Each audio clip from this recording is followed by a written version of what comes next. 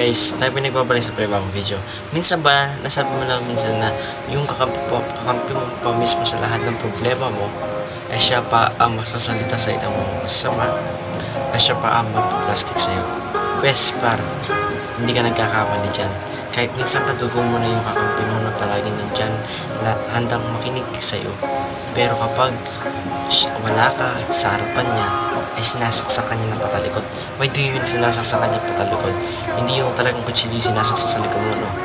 Yung sinasaksakan niya na binabackstab ka niya, full of judgment yung sinasabi niya sa'yo na patalikod, na sinasabi niya na wala kang kwenta, na sobrang tanga mo, ganun. Pero ito yung palagi niyong tandaan, par.